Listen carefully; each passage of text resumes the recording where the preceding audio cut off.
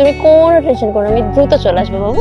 হ্যাঁ, তুমি একদম লেট করবে না, তোমাকে রাতে আমার ভালো লাগে না, বুঝছো? ফার্স্ট চলে আসবে, লেট করবে না কিন্তু একদম, ঠিক আছে? ঠিক আছে, টেনশন নিও না। তাহলে আমি আসি, তুমি যাও। ঠিক আছে, বাই। আজকে বুঝতে পারবো তুই আমার আড়ালে আর কি কি করে বেড়াস, কোথায় কোথায় যাস, আর কোন কোন জায়গায় 2 নাম্বারই করে বেড়াস। একদম সুন্দর মতো জিপিএসটা লাগিয়ে দিয়েছি, এখন জাস্ট লোকেশন ট্র্যাক করার পর তোকে তো ফলো করতে হবে। আজকে তোকে হাতে হাতে ধরবো আমি।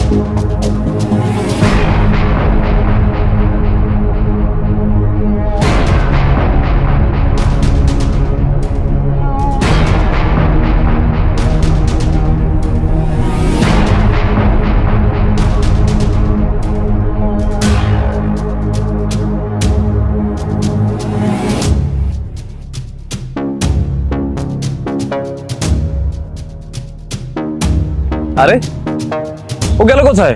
ও তো মাত্র এখানে ছিল। লোকেশন পার্কের দিকে যাচ্ছে। ও পার্কে যাবে কেন? ও তো বলেছিল কোন ফ্রেন্ডের বাসায় যাবে। পার্কে যাওয়ার কারণ কি? ওয়েট, আজকে তো তোকে আমি দেখেছি।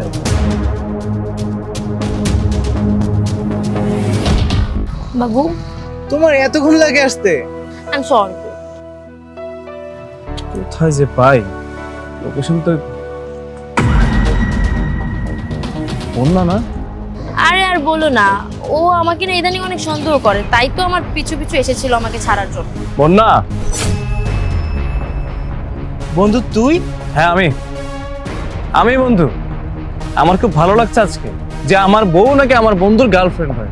বাহ, কত চমৎকার! তোদের জড়িয়ে থাকা সিন দেখতে না আমার খুব ভালো লেগেছে। আর বন্যা, তুমি কি বলেছিলে? তুমি নাকি তোমার কোন মেয়ে ফ্রেন্ডের বাসায় যাবে, তোমার কোন অ্যাসাইনমেন্ট আছে। এই তোমার অ্যাসাইনমেন্ট, এই তোমার কাজ। তুমি পার্কে এসে আমার বন্ধুর সাথে গা ঘষাঘষি করছো, আর আমাকে উল্টাপাল্টা বুঝ দিয়ে আসলে যে তুমি নাকি অ্যাসাইনমেন্ট করবে। কত সুন্দর মিথ্যা কথা বলে তুমি ঠিকই তোমার কাজটা করছিলে না? দেখো, আমার কথাটা শোনো। তুমি যেরকমটা ভাবছো ব্যাপারটা আসলে ওরকম না। ওর সাথে আমার কিছু হয়নি, আমরা তো জাস্ট ফ্রেন্ড, তাই না বলো? এমনিতেই দেখা করতে এসেছিলাম। তুমি আমার পুরো কথাটা শোনো। মানে আমি যা দেখতেছি, যা বুঝছি, যা করতেছি, আমি সব ভুল করতেছি না? পার্কের মধ্যে এসে আমার বন্ধুকে জড়িয়ে ধরে দাঁড়িয়ে আছো, আমি সামনাসামনি নিজের চোখে দেখলাম। তারপরে কি বলছো তোমাদের মধ্যে কোনো কিছু নেই? আরে আমাকে এত বোকা মনে করো না। আমাকে তুমি যত বোকা মনে করো, তোমার সামনে হয়তো আমি বোকা সেজে থাকি, কিন্তু আমি সবই বুঝি। আমার আগে থেকে সন্দেহ হয়েছিল তোমার কিছু একটা গড়বড় আছে, যে কারণে তোমার পিছনে ব্লাউজে খেয়াল করো জিপিএস লাগানো আছে। এই জিপিএস এর মাধ্যমে আজকে ট্র্যাক করতে করতে আমি তোমার পিছু নিয়েছিলাম, যেন আমার সন্দেহটা আমি আজকে ক্লিয়ার করতে পারি। আর আজকে আমার সন্দেহ খুব ভালো করে ক্লিয়ার হয়ে গিয়েছে। আমার বন্ধুর সাথে তোমার গোপনে গোপনে প্রেম চলছে। আমি যদি আগেও জানতাম যে আমার বন্ধুই তোমার সেই প্রেমিক, তাহলে তো আমি আরো আগেই তোমাকে ছেড়ে দিতাম। কিন্তু আজকে দেখে আমি সত্যিই বন্য অবাক যে এত ভালোবাসার পরও তুমি আমার হতে পারলে না। তুমি ঠিকই তোমার সুখ খুঁজে নিতে যে আমার থেকে অনেক দূরে চলে গেলে। আজকের পর থেকে তোমার সাথে আমার কোনো সম্পর্ক নেই। আমি ভুলে যাব যে তোমার সাথে আমার কোনো সম্পর্ক ছিল, আর তুমি নামক কেউ আমার জীবনে ছিল, কারণ তোমাকে আমি বিশ্বাস করেছিলাম, আর তুমি আমার সেই বিশ্বাসের মধ্যে বিষ ঢেলে দিয়েছো। তোমার মতো মেয়ে না শুধু আমি কেন, কারো সংসার করতে পারবে না, কারণ তোমরা লোভী, তোমরা স্বার্থপর, নিজের স্বার্থের জন্য তোমরা সব করতে পারো। দেখো, আমার ভুল হয়ে গেছে, আমাকে ক্ষমা করে দাও।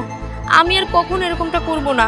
তোমার বন্ধু কেন, আমি কারোর সাথেই আর যোগাযোগ করব না। প্লিজ তুমি আমাকে ডিভোর্স দিয়ে দিও না। আমি সত্যি ভুল করে ফেলেছি, আই এম রিয়েলি সরি। চুপ, একদম চুপ। তোর কোনো ক্ষমা নেই। কি হয়েছে? তোর ভুল হয়ে গিয়েছে। আরে মানুষ জেনে যা করে তা কখনো ভুল হয় না, আর মানুষ যা না জেনে করে সেটা ভুল হয়। আর তুই যা করেছিস সব জেনে শুনে বুঝেই করেছিস। আমাকে ঠকিয়েছিস তুই। তোর মতো মেয়ের সাথে আমার কোনো সম্পর্ক নেই। ডিভোর্স লেটার আমি তোকে সুন্দর মতো পাঠিয়ে দিব। মন চাইলে সাইন করে নিস, আর না মন চাইলে সাইন করার প্রয়োজন নেই। 3 মাস পর আইনত নিয়ম অনুযায়ী ডিভোর্স এমনি হয়ে যায়। তোর সাথে আমার কোনো সম্পর্ক নেই, চরিত্রহীনা। রাজ, আমার কথাটা তো শোনো। রাজ, তুমি যে আমার বন্ধুর ওয়াইফ এটা যদি আমি আগে জানতাম তাহলে কখনো তোমার সাথে প্রেম করতাম না। তুমি থাকো এখানে।